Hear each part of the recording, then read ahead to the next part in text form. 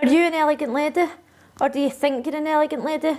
Take everything you know about being a lady and throw it out the window, because we're just about to hear from the Queen herself. In my last reaction video to the School of Affluence, we learned that being a lady has got nothing to do with keeping your opinions to yourself, everything to do with judging people for no reason, and more to do with being a cunt to everybody.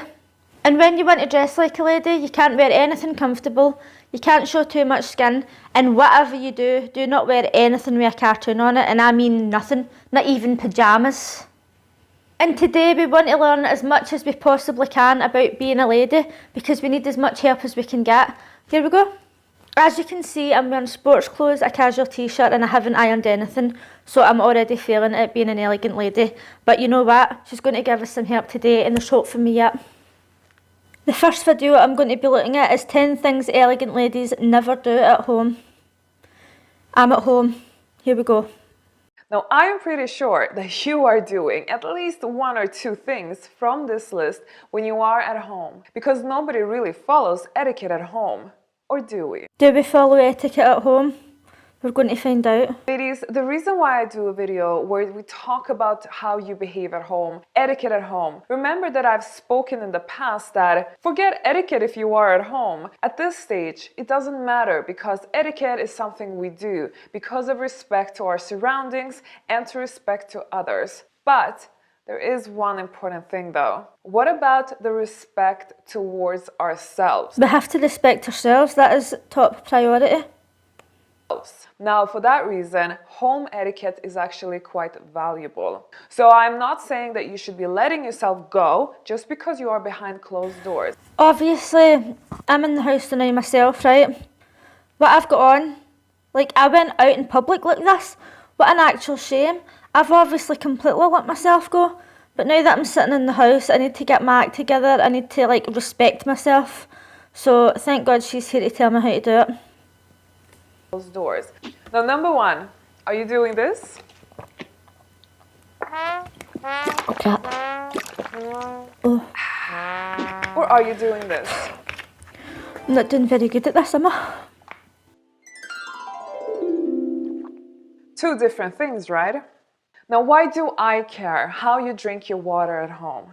You know what? I don't really care. It's about for yourself. I don't have a glass Do you want to drink handy. like a man, like a slob? Or do you want to be a little bit more refined and actually start practicing your elegant manners? Even those small little details like how you drink your water by yourself at home when nobody sees you. How do you treat yourself? When we train ourselves in all the... Right, so apparently she doesn't care how you drink. Do I want to sit at home and drink from a bottle like a slob? Like a man? Is she trying to say that all men are slobs? Anyway, I've not got a glass handy. Things that we do, not only XYZ, but actually the entire alphabet of things. When we do all of that with grace and proper etiquette skills, we actually don't leave much space for sluggish behavior and acting uneducated. It just really helps you to live an overall elegant lifestyle when you just go on autopilot and forget for a second that you are on this journey of refinement. Acting uneducated, drinking from a bottle is uneducated. Nobody else is going to drink for this bottle. I'm the only person who's going to drink for it. If I have a glass, right, I'm going to have to go downstairs. Well, I'm downstairs now, but I'm going to have to go get a glass, probably get ice, drink for the glass. It's going to go flat if I leave it in a glass. If I don't drink it straight away, it's going to go flat. What difference does it make if I drink out of this bottle on my own or if I drink out a glass? What real difference does that make? And because I choose to drink out a bottle, that makes me uneducated. Actually, do you know what? I'm sure I've been to college, if she's even been to college. Right, I've been probably way higher educated than she ever has been. And guess what? I'm still going to drink out a bottle. Number two, and this is a pet peeve of mine. And no, this is not a toilet roll meme. I'm actually serious. People who have these running around their home, and if they need, for instance, like a tissue, you know, to blow their nose, they use toilet paper, or if they need a napkin, they use the toilet paper to wipe their mouth when they're eating. This is not okay, and you should never say I actually don't have toilet paper lying about my house. Have these anywhere around the house unless it's in the toilet. God bless Kleenex. If I need a napkin, I'll use kitchen roll. I don't know anybody who keeps toilet roll all around the house. Maybe some people do. And see if they do you know what? That's fine. If you want to use toilet roll as a napkin, use it.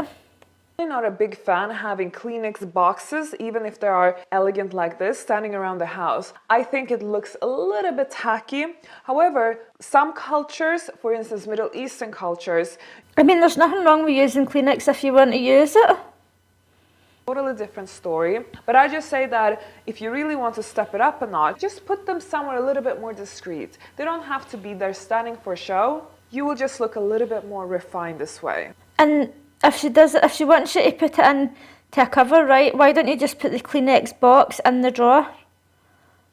Or if you want to use toilet roll, put that in the drawer. Or if you want to use kitchen roll, do you know what I mean? Like, not a big deal. It's not something that I do, but I wouldn't go into somebody's house and go, oh my God, they've got toilet roll in their kitchen. They must use that as a napkin. Trampy bastards.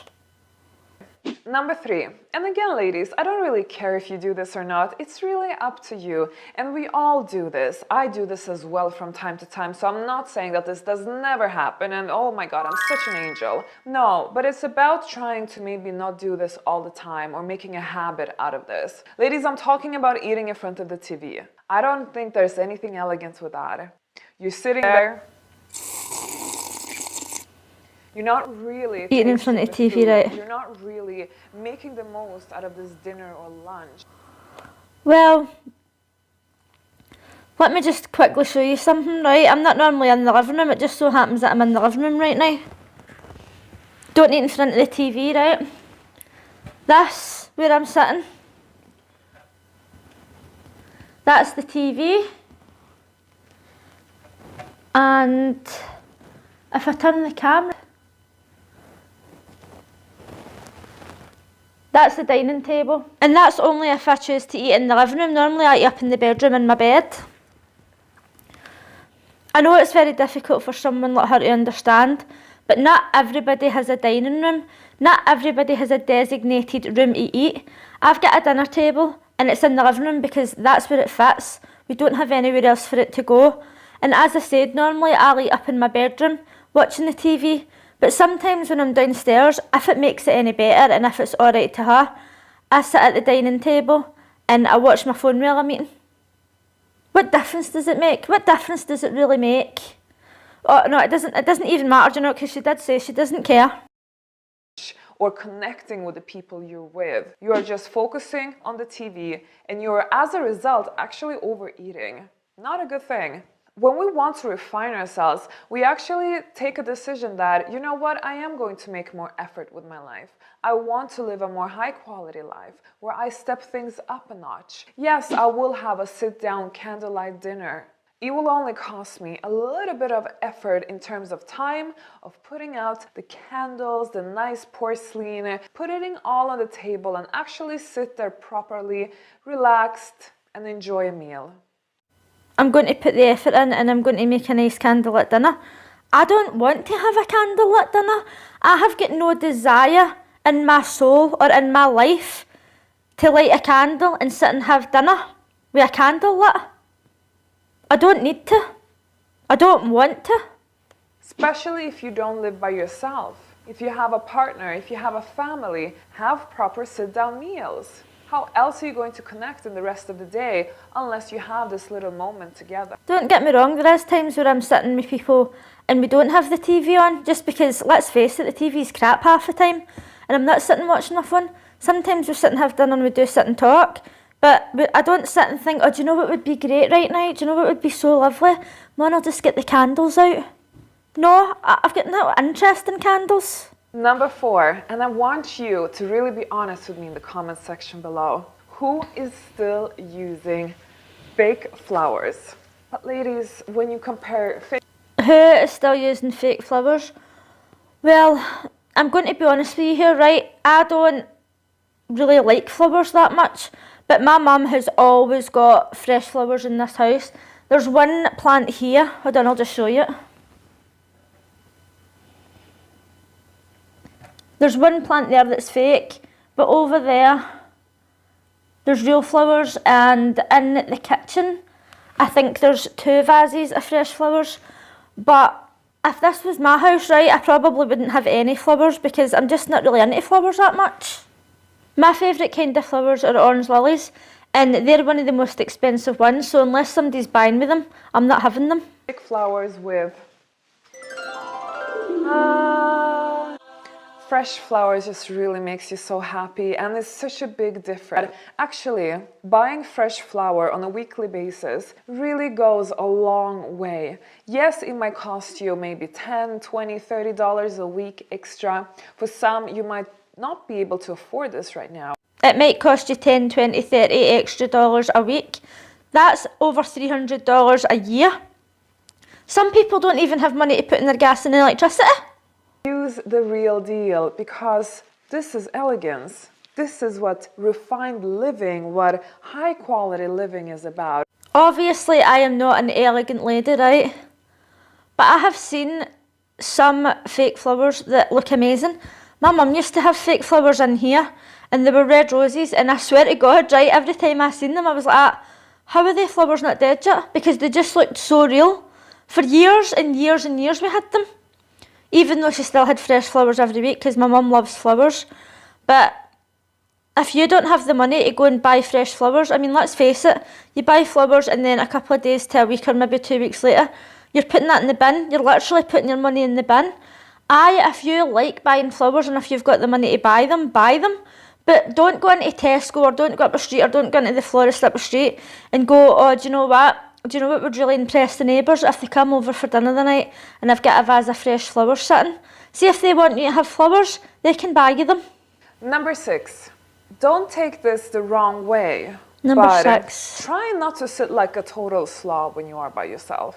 I think definitely you should relax and be comfortable and, you know, really enjoy yourself when you are behind closed doors. Try not to sit like a total but slob. ladies, you don't have to sit like... Well, you've been watching this video. As you can see, I'm sitting like a total slob. And I'll tell you why, right? See, sitting up straight, perfect posture, sitting like that, it's not comfortable. It's just not comfortable to me. I don't even walk like that, and I probably should because it is bad for your posture, it's bad for your back. But when I'm sitting down, I like to sit down, I like to be comfortable. This couch is a recliner. I don't have my feet up reclined, right? But I'm sitting back, like I'm sitting just like slouching. Aye, okay, I don't look like a lady, right? But do you know what? I'm comfy. You know, people actually do it. You don't have to sit like this all the time when you're home. You don't have to care about the formal way of sitting that I teach my students in my elite finishing school. But ladies, if I'm going to be comfortable at home, like, surely I can sit like this, you know, or really relax like this. But there has to be some form of balance to how you kind of hold yourself up when you are being gracious. And I really see this with elite women who are truly refined to the core. Even when you get to know them and you really see their intimate side, you see that they don't behave like, you know, how they have trained themselves to be for the public eye. To some level, they are. That makes me sad. It makes me a wee bit sad. I know you've got celebrities, right, and they have to look a certain way. They have to have their makeup on, they have to go to the gym, and they have to, like, look pristine for the public. But a general person, right, has to go out. Like, she's trying to say you have to go out, you have to dress a certain way, you have to be conscious of what people think of you. No wonder people have got anxiety. I literally got up a day and I shoved this on and I went out, I went shopping in Tesco. Like this, I just went out like this. Because I wasn't going to do anything special. I wasn't going to the pub. Well, going to the pub's not special, but you know what I mean. Like, I wasn't going to meet friends. I didn't have any reason to put effort in. And, like, I don't feel the need to impress people for no reason. I don't feel the need to put makeup on when I feel comfortable with my skin. I don't feel the need to wear an elegant dress or a skirt or heels or whatever to impress other people. I'm not comfortable in heels. I'm comfortable in trainers. I don't want to wear a skirt, I want to wear jeans. She seems to be happy with life, and that's great. But imagine walking about spending all your day thinking, oh, people are looking at me and they think I'm elegant because I'm drinking from a glass. Oh, they think I'm elegant because I'm sitting up straight in my chair. And it's like, nobody cares. Nobody actually cares. Maybe one person will look at you and go, that's a nice dress, or that's a nice pair of shoes she's got on. But somebody might look at me and go, oh, I like her trainers, or I like her zipper, or I like her bag. And see, even if they don't look at me and think that, I don't care. I like what I've got on, that's why I put it on. Are a bit like that even behind closed doors. Not fully, because everybody relaxes much more behind closed doors. But it's about having that ounce of self-respect so that you always feel proud of yourself. Do you know what makes me feel proud of myself? Managing to get up out my bed and actually go and do something throughout the day. And see, even if I can't be bothered getting out of my bed and I want to lie in bed and I want to edit videos, I want to watch a telly, I want to do something, that's fine. Number 7, and this is a big pet peeve of Number mine. 7. Oh, it's a big pet peeve, right? Prepare ourselves because we don't want to disappoint her. If you ever come to my home, never do this. One of the things that If you ever come to her home, never do this, I can 100% guarantee you. I do not want to ever go to her home, and she does not want me to go to her home, so that'll be fine. personally cannot stand is when people shout to each other from one room to another. Let's say you are in a couple, you're in a family, and one person is in the kitchen and the other one is in the living room. I will say this, right? That kind of annoys me as well, but I don't mind seeing people doing it in their own house. If somebody's in the kitchen or whatever and they're shouting through, oh, do you want a cup of tea or whatever, that's fine. But in my house, my mum will sometimes shout upstairs and she'll go, Nicola, will you bring me something down? Or she'll shout down and say, oh, is my glasses down there? Or whatever.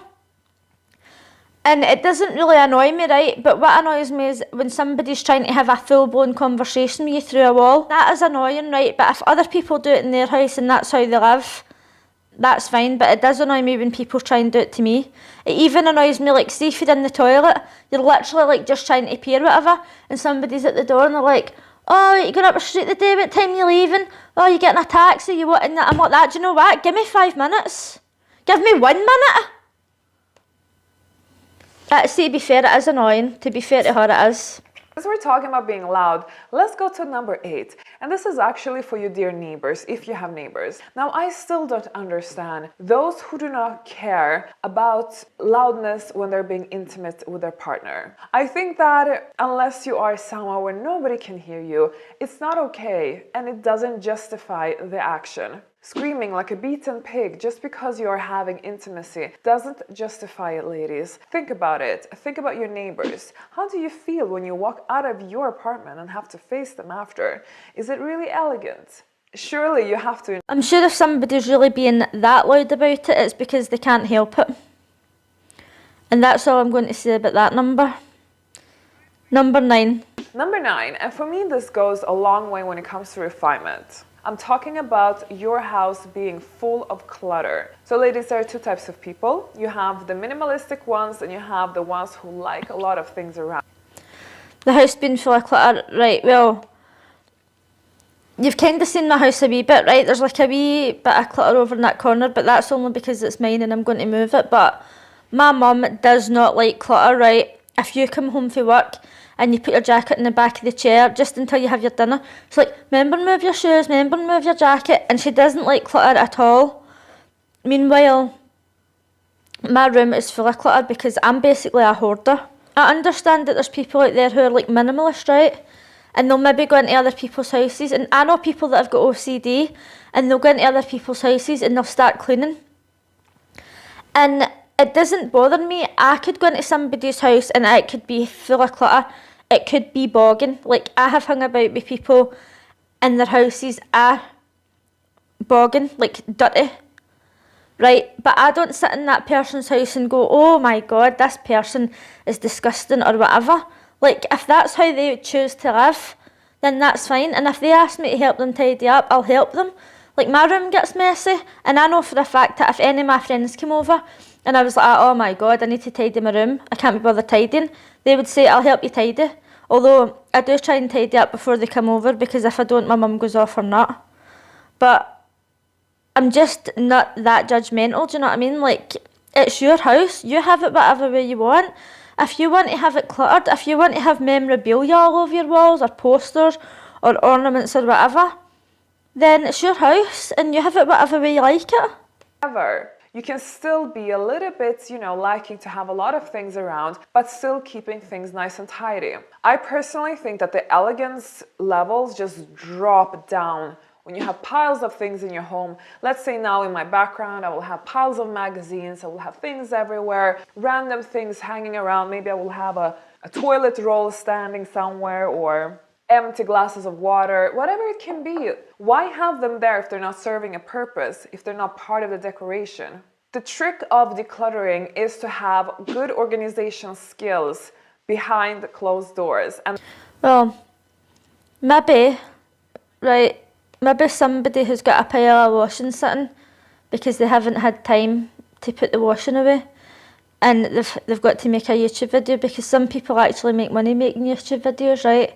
Maybe that's the way that they make money. They haven't had time to look after the kids all day, do the washing, iron, you have to iron everything, remember? Iron all the stuff, put it all away. Maybe they just can't be bothered. Do you know what I mean? Like, she's showing you this picture of this organisational skills. Who has got time to work 20 to 40 hours, possibly more a week, come home, look after their kids, tidy up, and organise her house like that? I can guarantee you it's not her that's organising her house like that. She's obviously got a maid or something. Aye, it's nice to have a tidy, clean house, but not everybody's got the time, and not everybody cares. Not everybody wants to tidy their house. That means in your wardrobes, in your cupboards, anywhere where you storage, basically. That's where your stuff should be. Every item should have its designated place. We got taught this, I think, in kindergarten. So I don't know what happened. We get taught it in kindergarten. You know what? She's showing you pictures of a big massive wardrobes, and she's like, oh, whatever storage space you've got. There's people out there who live in 1-bedroom apartments, and I'm talking about 1 bedroom as in your living room, your kitchen and your bedrooms all in the same room, and they don't have space for storage. Like, she thinks that everybody lives like her. She thinks that everybody's got a big giant house and they've all got all this storage that they can use, and they've all got maids that tidy up after them, and they've all got time.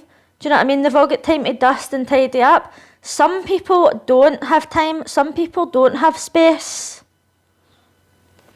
And some people do have time and space, but they've just chose that they don't want to do it because it's their house, and if you don't like it, you can take yourself to fuck.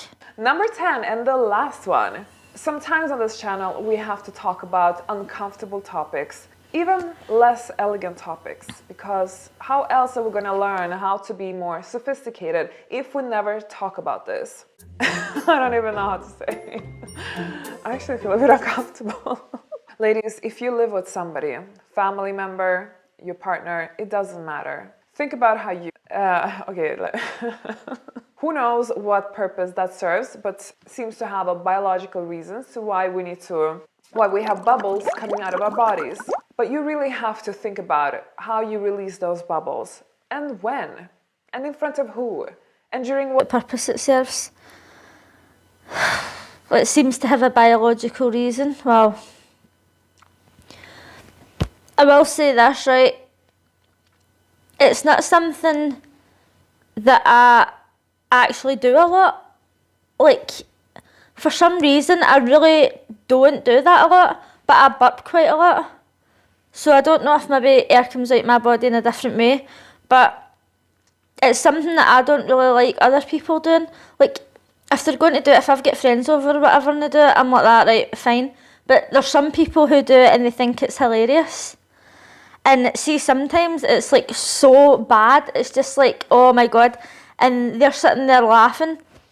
I don't think, oh my God, you are a disgusting human being, don't come near me. It's just something that I personally don't really do that much. And if I do need to do it, I don't really do it in front of people. But it isn't ladylike, it's not polite to do it at all, do you know what I mean? Like, I do agree with you.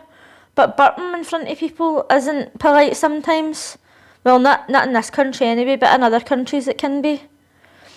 This is probably one of the only things that I actually agree with her on. But aye, it does serve a purpose. Do you know what I mean? Like, it has to happen at some point.